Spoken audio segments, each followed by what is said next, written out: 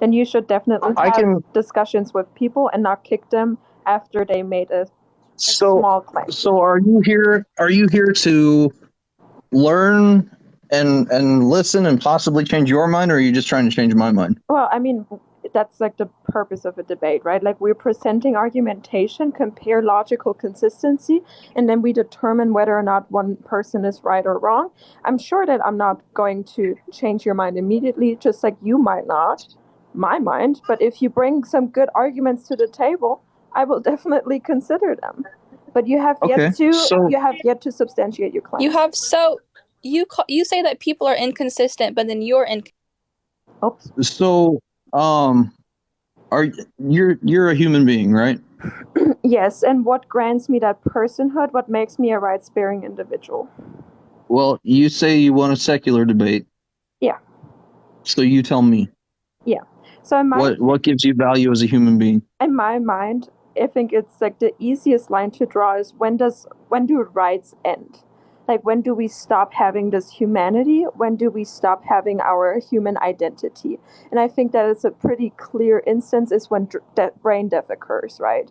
So once we're brain dead, we don't have our conscious identity anymore. We cannot assert preferences. We have no longer the ability to rationalize, and therefore we don't have any moral consideration when a brain dead person gets removed from those life support measures. Okay. So you're saying that fetuses aren't people because they don't have brain activity? No, they don't have the conscious identity, right? Like simply neurons firing doesn't necessarily determine the personhood argument.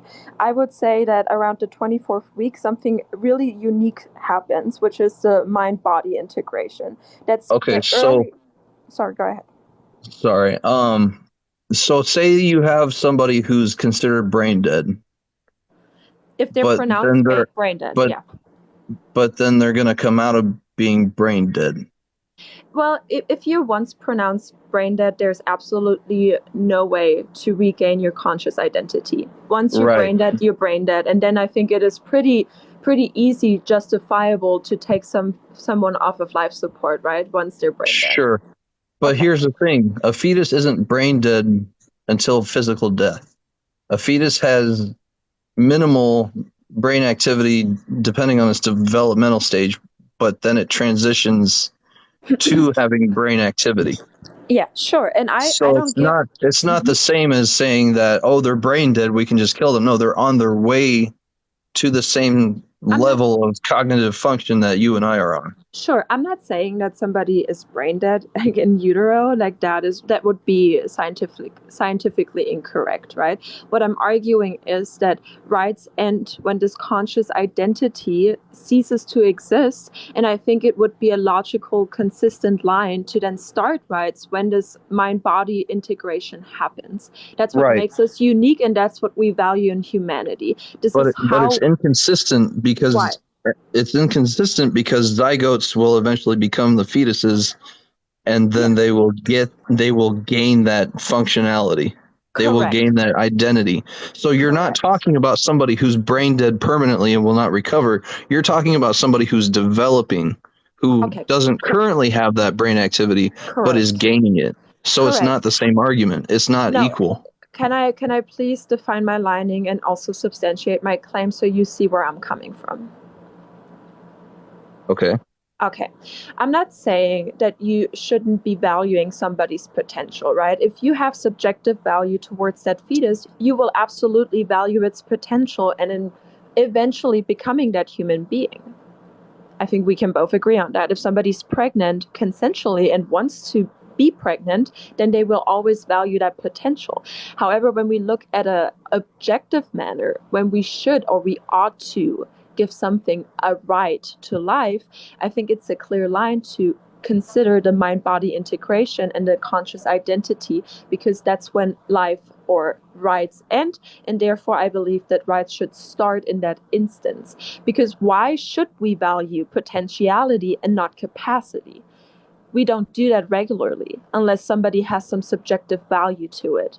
But that is more like considered for those that have that value. If I say I value the tree on my property, then obviously I don't want anyone to cut it down, which is fine. But I don't think I have any argumentation that everybody ought to value that tree like I do.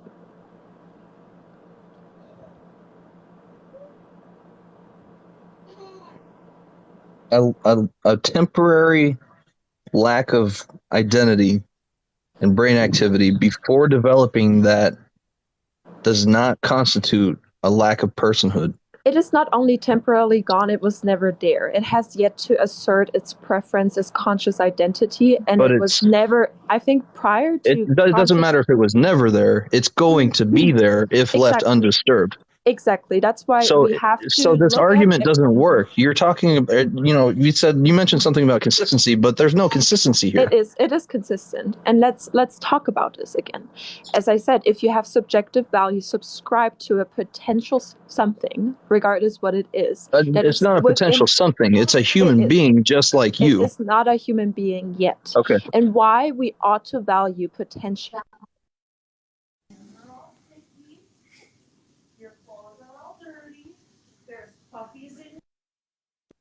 We need a vet. Hello. What's up? Not a lot.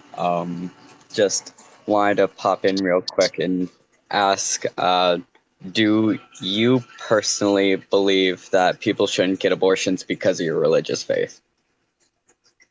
No, it's not entirely because of my religious side. Not entirely. It has to do with consistency. It has to do with consistency, which people are saying that I don't understand.